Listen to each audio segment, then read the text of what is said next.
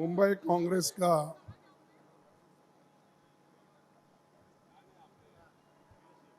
मुंबई कांग्रेस के ओर से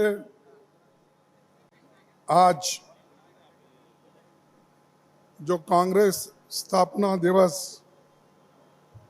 यहाँ पर जो मना रहे हैं उसमें मुझे आने का मौका मिला और खासकर जिस भूमि पर कांग्रेस की स्थापना हुई और मुंबई के वजह से आज जो संगठन बनी थी कांग्रेस की, उन्होंने देश को आज़ादी दिलाई। इसीलिए मैं आप तमाम लोगों को धन्यवाद देता हूं, क्योंकि आप उस जमीन पर बैठे हैं जो जमीन पर हमारे स्वातंत्र योद्धा, फ्रीडम फाइटर्स ब्रिटिशों के खिलाफ लड़के हमको जो आज़ादी दिलाई, वो मैं ये कहूँगा कि उसका सारा क्रेडिट ज़्यादा से ज़्यादा यहाँ के लोगों को जाता है। इस दिन का महत्व क्या है और देश के लिए कांग्रेस कितना महत्वपूर्ण है और कांग्रेस संगठन इसकी कितनी जरूरत है आज के दिन, ये मैं आपको बताना चाहता हूं। ये मुंबई रीजनल पार्टी की ओर से आज यहां पर जो एक इस ऐतिहासिक नगर में आए हैं, उनके माध्यम से मैं देश के सभी लोगों को एक संदेश देना चाहता हूं। मैं देश के लोगों से कहना चाहता हूं, युवाओं से कहना चाहता हूं, हमारे महिलाओं से कहना चाहता हूं, जो दीन दलित शोषित पिछड़े वर्ग के लोग हैं, अल्पसंख्यक के वर्ग जो लोग हैं, उन सबको एक ही संदेश हमारा होगा, वो ये है कि यहाँ के सभी लोग मिलकर इस देश के लोकतंत्र को बचाना है, इस देश के संविधान को बचाना है। ये हमारा मेन कर्तव्य है, ये अपना कर्तव्य है। अगर इसको नहीं बचाएंगे तो ये बीजेपी के लोग, आरएसएस के लोग और मोदी जी इस देश को पूरा बर्बाद करके, लोकतंत्र को खत्म करके वो डिक्टेटरशिप के तरफ जाने की कोशिश करेंगे। उनको अगर उसको रोकना है, उसको ठहरा करना है, तो आपकी मदद हमको चाहिए। अगर आप मदद नहीं करेंगे तो देश में लोकतंत्र खतरे में होगा, संविधान खतरे में होगा। आज हम बात जो कर रहे हैं, आज इस देश में संविधान है, अभी अस्तित्व में है, इसीलिए हम ये बात कर रहे हैं। अगर संविधान ही अस्तित्व में नहीं होगा, लोकतंत्र अगर नहीं होगा, तो किनसे बात करेंगे? आपको तो मालूम है कि अगर कोई एक अच्छे विचारधारा रखकर बात करता है, उसके खिलाफ बीजेपी सरकार एक्शन लेती है, और जो अपने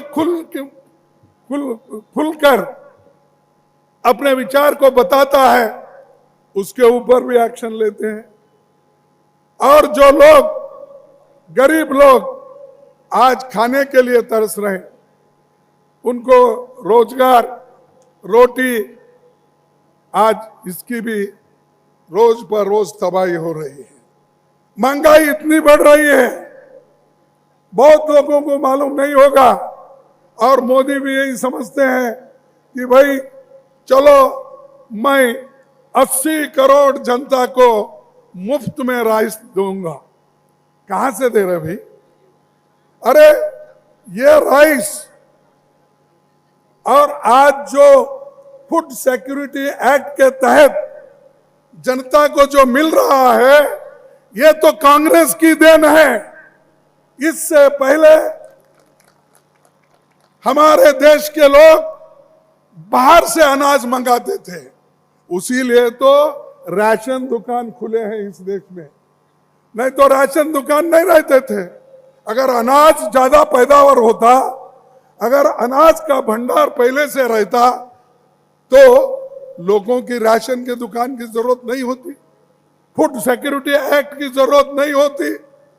और आज मैं 80 करोड़ को फ्री दे रहा हूं, फ्री दे रहा हूं, 5 केजी कितना दे रहा हूं, जो ढिंडोरा पीट रहे हैं।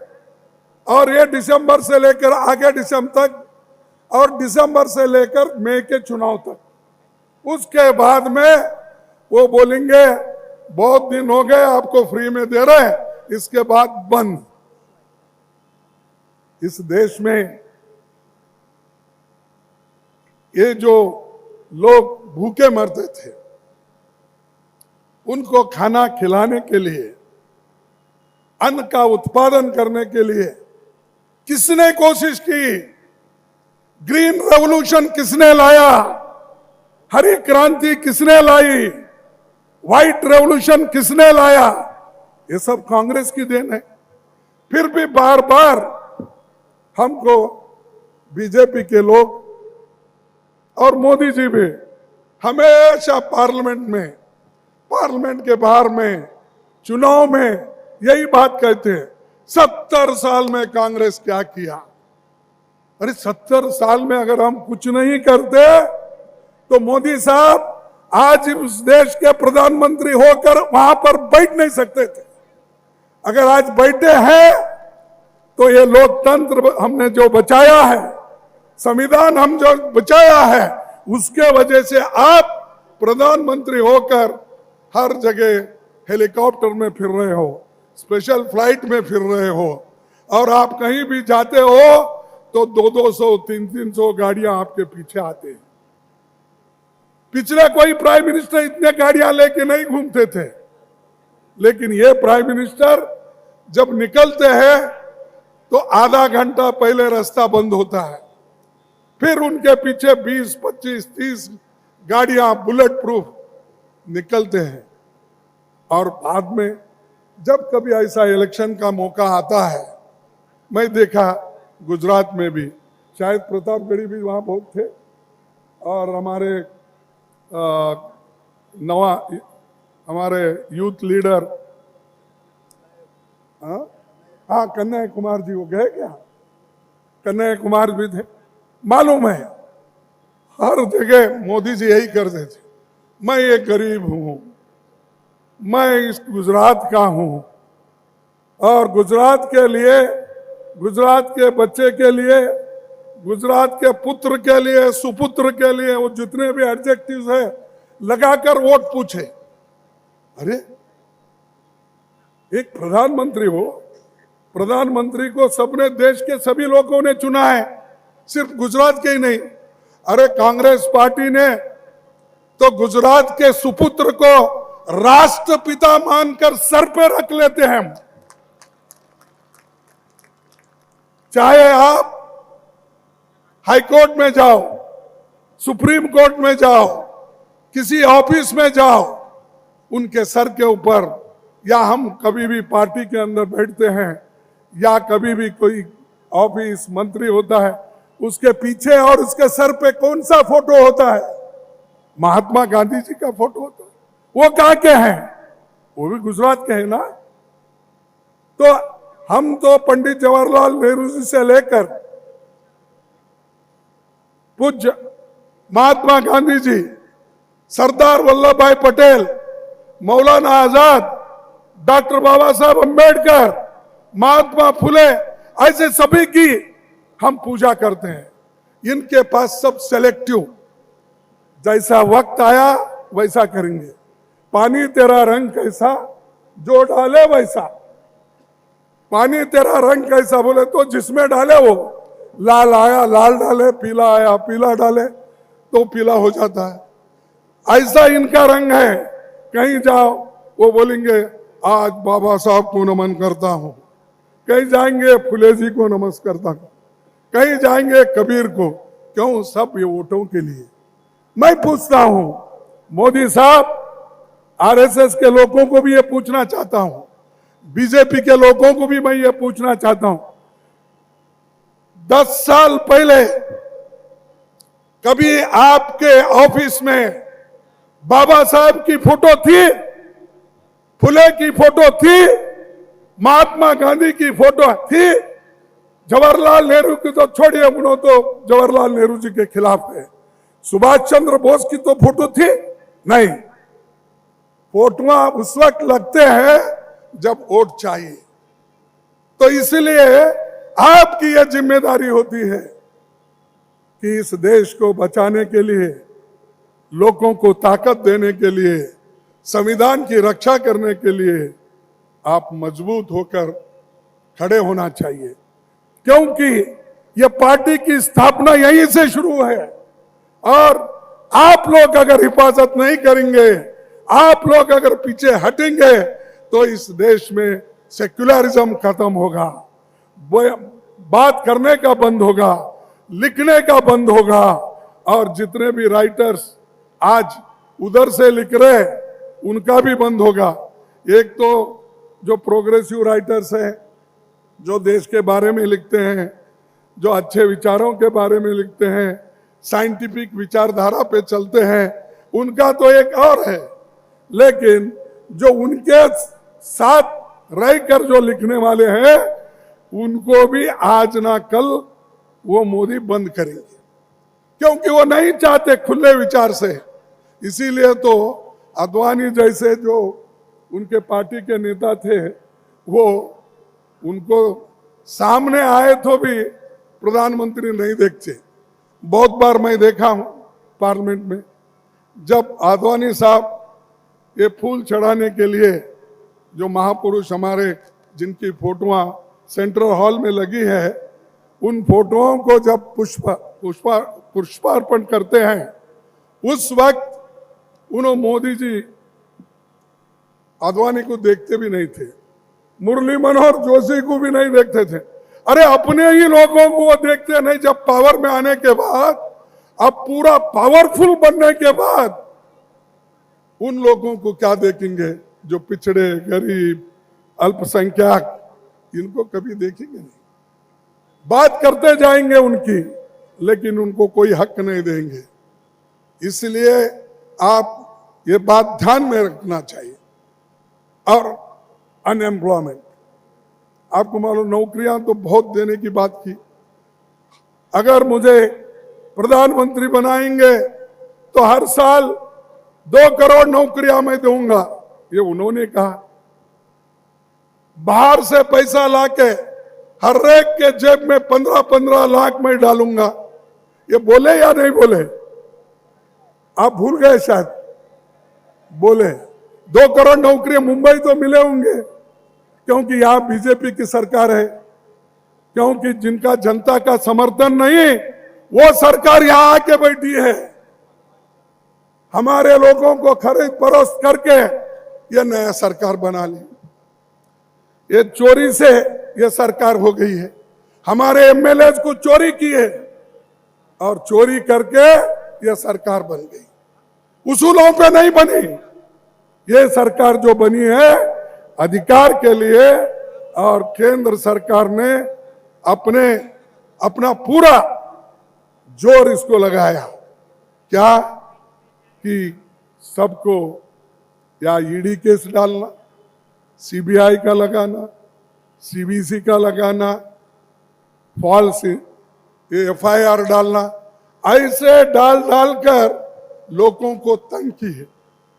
तंग करके अब अपने कब्जे में उनको लिए, लेकर बाद में बोले कि देखो आपके ऊपर ये केसेस है, आप हमारे साथ रहेंगे तो ये केस छूट जाएगा। अगर नहीं रहेंगे आपको फिर अंदर जाना पड़ेगा। तो आज क्या हो रहा है, जितने भी लोगों के ऊपर केस थे, जिन लोगों ने हमेशा किसी ना किसी वजह से पकड़े गए थे, उन सबको उन्होंने ले लिया। और बीजेपी के पास एक बहुत बड़ा वॉशिंग मशीन है, बहुत बड़ा, जिस वॉशिंग मशीन में अगर डाल दिए तो जो भी कलंक होता वो धो जाता है। इतना बड़ा वॉशिंग मशीन शाह जी ने खरीदा है, उसमें ये लोगों को डालते ही वहां क्लीन हो जाते हैं और वो हमारे पास आते ही कलंकित बनते हैं। ये उनकी चाल है।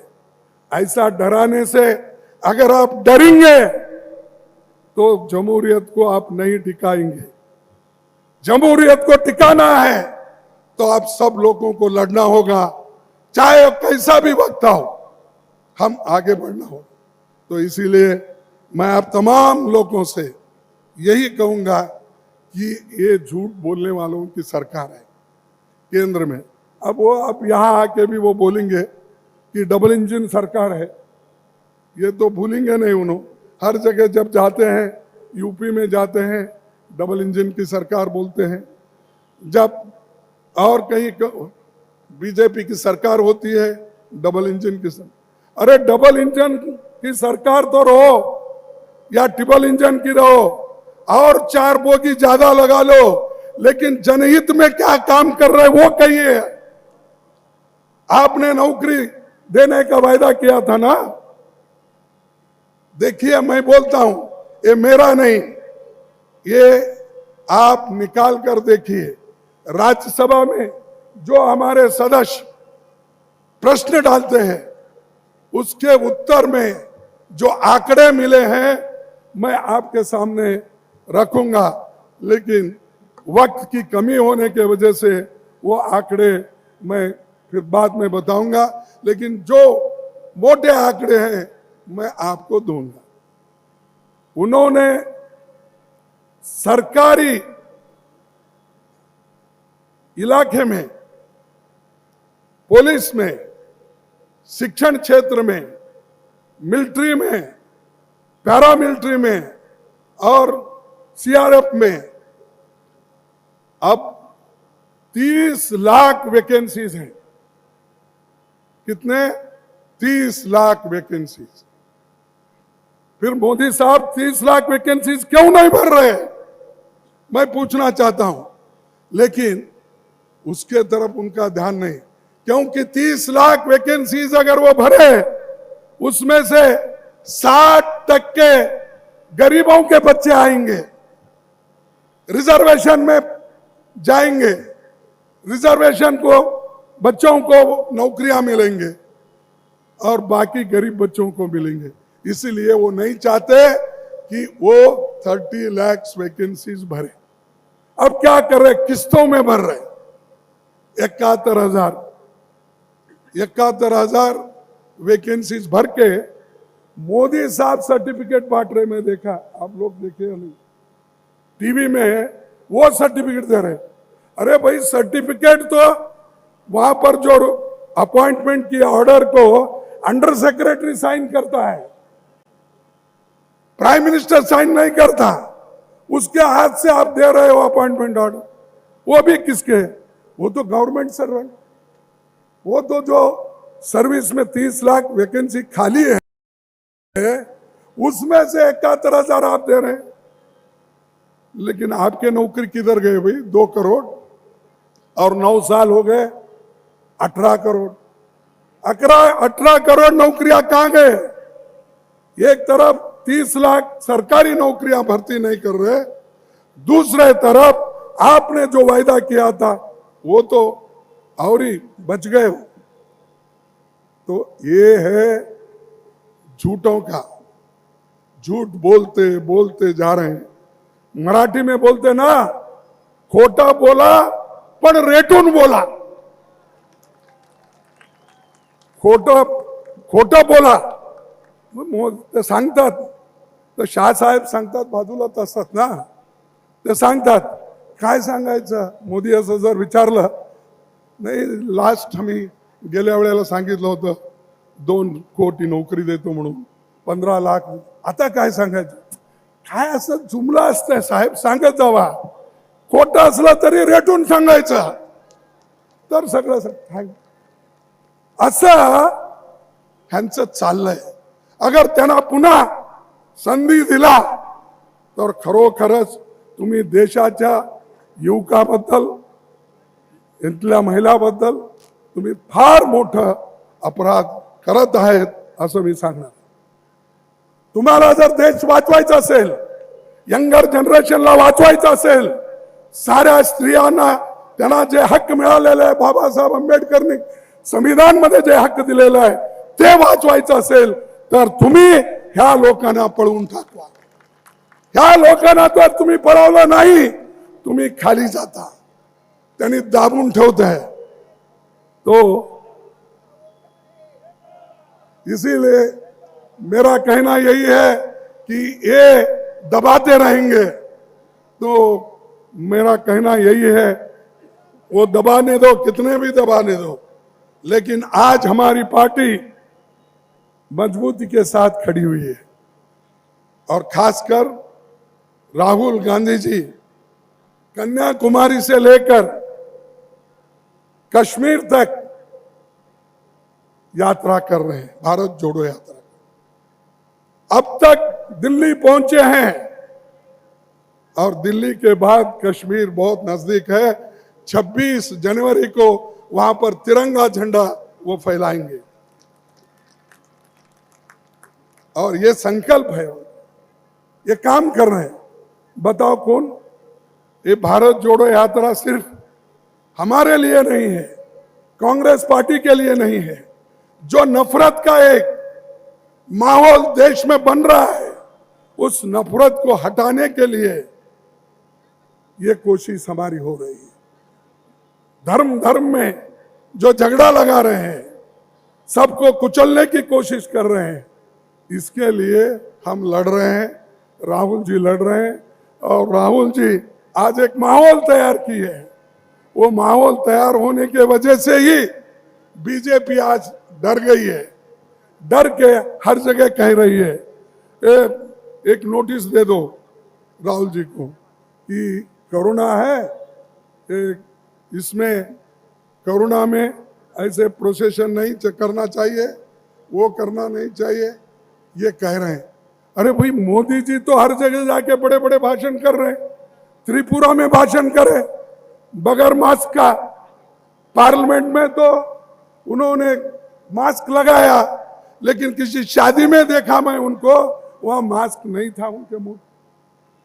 दिल्ली में ना, तो आप भी गए थे शायद वहां, तो दिल्ली में किसी शादी में गए, वहां पर मास्क ही नहीं है, लेकिन पार्लियामेंट में आए दिखाने के लिए सबको. मेरे भी आश्चर्य हुआ.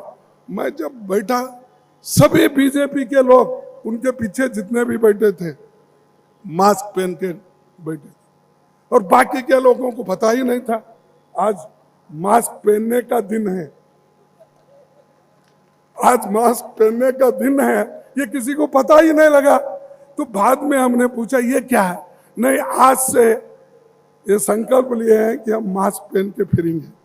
ये मास्क जो पहन रहे हैं, ये राहुल गांधी जी के भारत जोड़ो यात्रा रोकने के लिए. लेकिन हम रुकने वाले नहीं, हम ठोकने वाले हैं. हम ऐसे चीजों को मुकाबला करते आगे जाएंगे, हम आगे बढ़ेंगे. हम किसी से डरने वाले नहीं हैं. हम उनको डरेंगे जो जनता, अगर हमसे भूल हो गई, जनता से माफी मांगेंगे.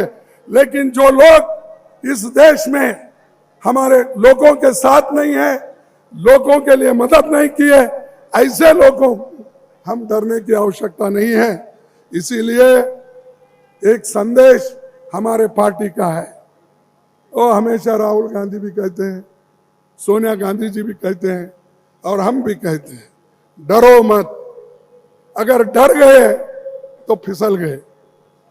क्योंकि कोई आदमी डरता है तो अपना लक्ष्य पूरा नहीं कर पाता। अपना लक्ष्य पूरा करना है तो आप डरो मत, कुछ भी होने दो, आगे बढ़ने की कोशिश करो। आप लोकतंत्र के लिए लड़ रहे हैं, संविधान के लिए लड़ रहे हैं, महिलाओं के लिए लड़ रहे हैं, युवकों के लिए लड़ रहे हैं, बेरोजगारी के खिलाफ लड़ रहे हैं, इन्फ्लेशन के खिलाफ लड़ रहे हैं। इसीलिए आपको डरने की आवश्यकता नहीं, हम आपके साथ हैं।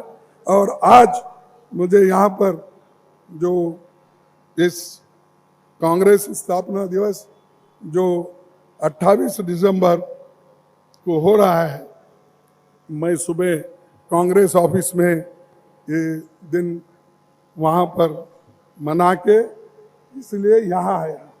तो इसीलिए आप तमाम लोगों को मैं धन्यवाद देता हूँ, और खासकर महाराष्ट्र के जितने भी नेता हैं वो एकजुट होकर काम करके कांग्रेस पार्टी को पुनः एक बड़ी ताकत देंगे, मैं विश्वास के साथ कहता हूं। छोटे मोटे कुछ भी आपके पास मतभेद हो सकते हैं, लेकिन देश के लिए वो मतभेद भूल जाओ, महाराष्ट्र के लोगों के लिए भूल जाओ, और सबके लिए भूलकर एक होकर काम करो। कांग्रेस आएगी, जरूर आएगी। इतना कहते हुए मेरे बात को समाप्त करता हूं। जय हिंद, जय हिंद, जय हिंद।